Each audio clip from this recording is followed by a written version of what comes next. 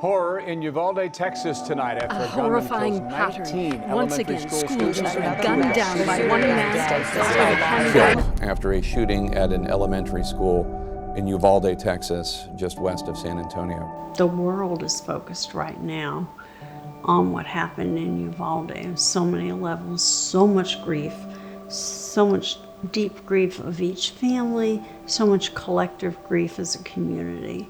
We're there again to support those children who are left behind, to support those families that are grieving. The South Texas Children's Bereavement Center is a local organization that helps kids in different programs deal with grief and the loss of a sibling or a parent or someone very close to them. It helps them deal with that grief. While they continue to serve children and families in San Antonio, they've set up an additional office in Uvalde, Texas.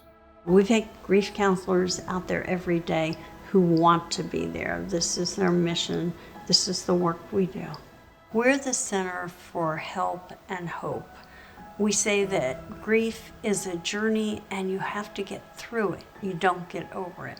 Our role is to help every child and make sure that no child has to experience that painful journey of grief alone. Being with Movement and wanting to be a movement of change and bring love and value to our community here in San Antonio, I wanted to find an organization that we could tie into. So myself and my partner, Megan Whitmore, went down to the center, met with the director, Miriam Sokol. I personally have had some loss in my life. I lost my mother in 2011, I lost my sister in 2016, and I lost my father in 2017. And so as I was touring the center and she's telling me all the different programs that they have in the different rooms for the different levels of grief and stages of grief that people have, I realized that I had not properly gone through the grieving process. It's within the first year of the death that we help the family understand the loss, help the child verbalize the loss.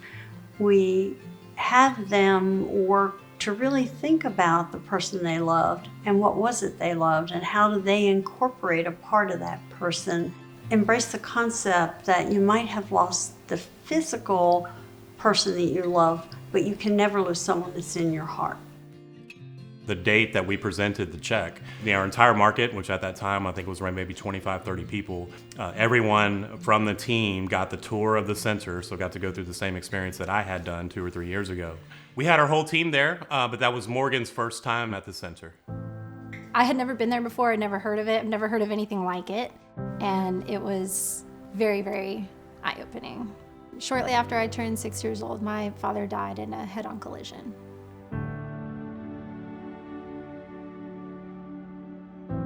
As we started the tour, I was really blown away with the setup that they had there.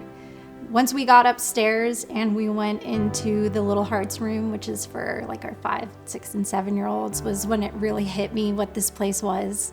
Because I was like, that would have been my room. Sorry. Imagine walking into a space and it almost feels unfair.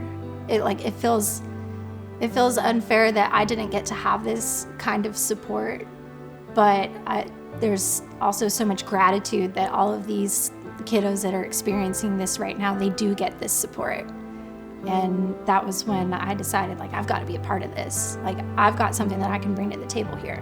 At the Bereavement Center, I am a volunteer group facilitator. Every week, we go to the center and we hold group therapy sessions for kids in the area. And I wanted to be a part of this positive and amazing healing that is going on. There's this notion with grief and mourning that it ends, and it doesn't end. You get better at carrying the weight. The weight stays the same, you get stronger, but it's always there. To also be able to be there and say, I've been where you are, and I'm living proof that it's survivable. I know how you're feeling because I've felt it, and sometimes I still do feel it.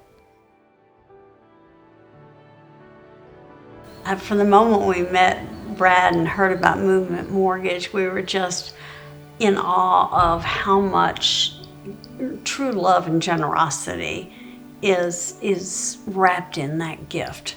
And it wasn't just a monetary gift. It was like, can we help? Can we serve dinner? What can we do?